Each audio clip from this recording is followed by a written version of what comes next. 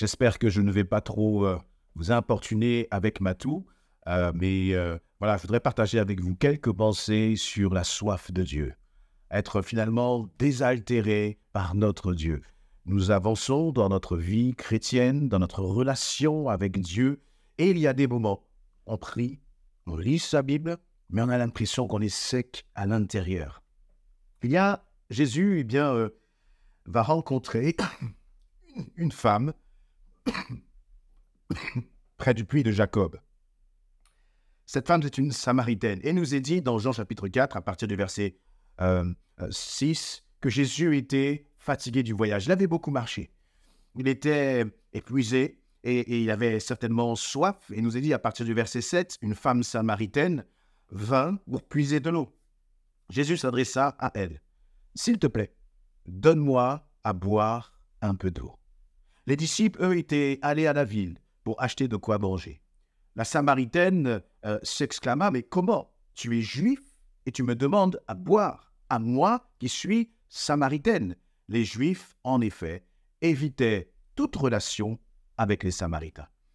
Verset 10, Jésus lui répondit, « Si tu savais quel don Dieu veut te faire, et qui est celui qui te demande à boire, c'est toi qui aurais demandé à boire, et il t'aurait donné de l'eau vive. » « Mais maître, répondit la femme, non seulement tu n'as pas de seau, mais le puits est profond, d'où la tires-tu donc, cette eau vive? Je saute au verset 13, Jésus va dire, celui qui boit de cette eau, en désignant l'eau, matérielle, physique, c'est l'eau du puits, celui qui boit de cette eau, reprit Jésus, il aura de nouveau soif. Mais celui, verset 14, qui boira de l'eau que je lui donnerai, n'aura plus jamais soif. Bien plus, l'eau que je lui donnerai deviendra en lui une source intarissable qui jaillira jusque dans la vie éternelle. Voilà une discussion surprenante de Jésus avec cette femme samaritaine qui, au tout départ, ça commence par une discussion autour de l'eau physique, l'eau matérielle et Jésus va dire, mais cette eau-là, si tu la bois, bien sûr, c'est bien, mais tu auras toujours soif. Mais moi, j'ai une autre eau pour toi. Une eau, finalement, qui est bien plus profonde, bien plus puissante, qui change, qui te transforme de l'intérieur. J'ai pour toi une eau qui te rassasie, va dire Jésus à cette femme. Et il va dire que celui qui boira de l'eau que je lui donnerai n'aura plus jamais soif. Et pourtant, dans nos vies chrétiennes, comme je le disais en introduction, il y a des moments où nous sentons que nous ne sommes pas désaltérés, nous ne sommes plus désaltérés. Il y a des moments, parfois, où on passe à côté des temps de tiédeur, de sécheresse, voire même, alors que nous savons, nous connaissons ces passages-là. Ce qui est intéressant, c'est que en introduction, il nous est dit dans le verset 6 que Jésus était fatigué. Jésus était fatigué du voyage et il avait soif. C'est-à-dire que c'est finalement un Jésus qui est matériellement, charnellement diminué. Et pourtant, c'est ce même Jésus qui est fatigué et qui a besoin de boire, qui va dire à cette femme, eh bien, écoute, celui qui boit de cette eau que moi je lui donnerai, eh bien, il n'aura plus jamais soif. C'est ce que va dire Jésus. Alors que lui-même est dans une situation où il a soif, comme toi et moi, nous pouvons avoir soif. Mais cette soif, elle était physique. Et ce qui m'interpelle dans ce passage, c'est que Jésus aurait pu d'abord, finalement, traiter son besoin légitime de boire, sa fatigue, pour ensuite entamer cette discussion avec cette femme, pour ensuite être un instrument, de salut pour cette femme. Il aurait pu dire, d'abord je me désaltère, d'abord je me repose, d'abord je prends soin finalement de mes besoins, les besoins de ma chair, les besoins de mon corps, et c'est tout à fait légitime.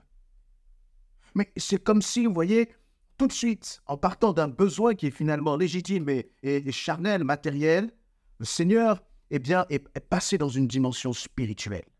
Et cela nous montre que nous n'avons pas besoin, et c'est pour cela qu'il va être dit à Zacharie, que ce n'est ni par force ni par puissance, mais c'est par mon esprit, va dire le Seigneur. C'est par mon esprit.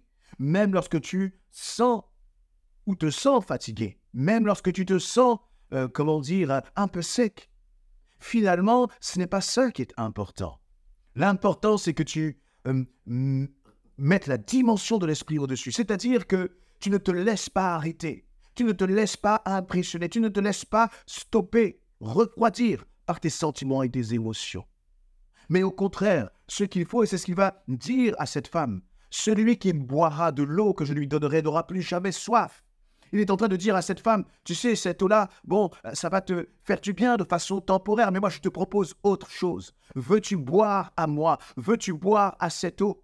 Et là, derrière, il y a une conséquence. Il dit, mais celui, en fait, qui boira de l'eau que je lui donnerai n'aura plus jamais soif, bien plus que ça. L'eau que je lui donnerai, elle deviendra une source intarissable qui jaillira jusque dans la vie éternelle. Jusque dans la vie éternelle. Et Jésus dit, bien, si tu me demandes, tu vas recevoir. Mais parfois, cette eau, finalement, elle a tendance à s'épuiser en nous. Notre cœur a tendance à s'assécher. Voyez, donc, Jésus, va parler à cette femme. Et c'est que cette femme, son enjeu, son défi, ses blessures, ne résident pas dans le fait qu'elle manque d'eau. Non. Jésus, finalement, va un cran plus loin, un cran beaucoup plus profond, en commençant à lui parler de sa situation familiale.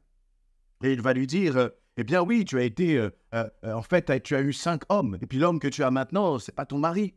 Et donc, très certainement là qu'il y a une femme qui est blessée par la vie, mais le Seigneur le voit, il le sait. Et il a mis finalement son besoin matériel d'eau physique pour rentrer dans une dimension spirituelle. Et je veux t'encourager aussi à ne pas te laisser arrêter par tes émotions, par tes sentiments, par tes pensées, mais plutôt de crier à ton Dieu, Seigneur, je veux boire à ton eau. Maintenant, qu'est-ce que cela signifie concrètement de boire à cette eau?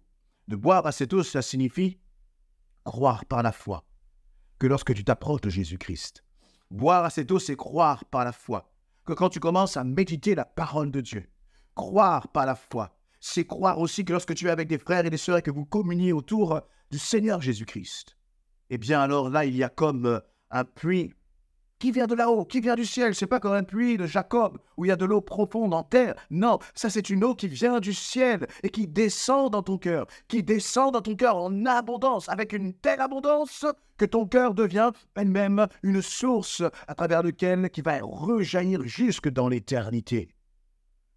Parfois, il y a des moments où je n'ai pas envie de lire ma Bible, où c'est difficile. Il faut vraiment, m'obliger à cela. Mais une fois que c'est fait, on sent la source, voyez, qui coule, qui arrose comme la terre aride de mon cœur. Donc on sent vraiment comme une source qui désaltère. Et puis là, le Seigneur commence à me révéler ses trésors. Il commence à me révéler ses pensées. Et je suis renouvelé. Je suis renouvelé d'une façon extraordinaire. Je suis renouvelé d'une façon où aucune, source ne peut me désaltérer comme Jésus est capable de me désaltérer. Il n'y a pas de source qui puisse me désaltérer comme la parole de Dieu est capable de me désaltérer. Être faim et soif, venir à la source. Parfois, en tant qu'enfant de Dieu, nous avons beaucoup trop de sources dans nos vies. Il y a toutes sortes de distractions. Voyez, parce qu'on a besoin de se reposer. On a besoin de nourrir notre chair. Et c'est légitime, bien sûr, d'avoir besoin de se reposer.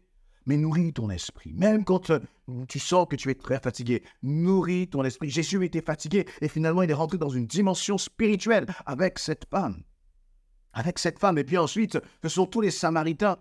D'ailleurs, je ne me souviens même plus si à la fin, on va voir que Jésus va boire ou pas de cette eau. On a l'impression que cette dimension, finalement, purement matérielle, purement charnelle, elle est passée au second plan, au second niveau.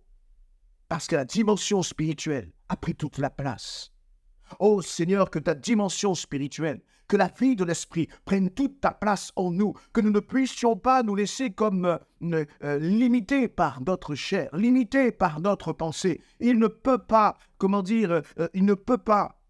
ne pas se passer quelque chose lorsque tu restes dans la présence du Seigneur.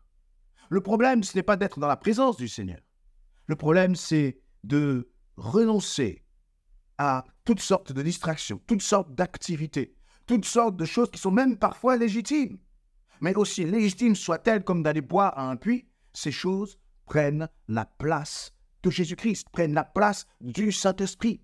Et puis finalement, nous nous retrouvons avec juste un petit filet d'eau qui coule. Alors, ce à quoi nous devons aspirer, c'est qu'il y ait comme des sources d'eau vive qui jaillissent de notre cœur. Et finalement, bien-aimés, lorsque vous avez ces sources d'eau vive qui jaillissent dans votre cœur, laissez-moi vous dire que le regard des autres lorsque vous priez, il ne compte plus. La timidité, elle perd de l'importance, elle ne compte plus, parce que tout ça est emporté par ce fleuve d'eau vive, par ce fleuve d'eau vive. Combien de fois, j'étais parfois sec, et en un instant, parce que j'avais décidé de me mettre au pied du Seigneur, j'ai senti la source se déverser dans mon cœur en un instant. Et Dieu est capable de le faire pour toi, parce que c'est sa promesse pour cette femme samaritaine. Et si Dieu l'a promis, si Jésus l'a promis pour cette femme samaritaine, cette promesse est aussi pour toi. Mais aujourd'hui, réfléchis. Prends conscience. À quelle source vas-tu boire? La source de la distraction? La source peut-être même de nos réactions qui sont parfois des réactions charnelles, plutôt que de nous confier en Jésus-Christ. Parfois même notre source, ce sont nos soucis et nos problèmes. Nous laissons nos soucis et nos problèmes nous affecter, c'est normal. Mais il y a un moment, il faut dire stop à cela. Il faut se détourner de cette source-là et commencer à dire, Seigneur, même si j'ai des soucis, même si j'ai des problèmes, même si, comme cette femme samaritaine, peut-être ma vie est sans dessus-dessous, je crois qu'en toi, j'ai trouvé la source d'eau vive qui jaillira jusque dans l'éternité. Soyez encouragés, soyez fortifiés. Allez dans votre Bible, allez creuser, allez méditer, allez passer du temps dans la parole de Dieu. Et mettez-moi en commentaire. Combien Dieu vous aura touché, renouvelé et fait du bien. Amen.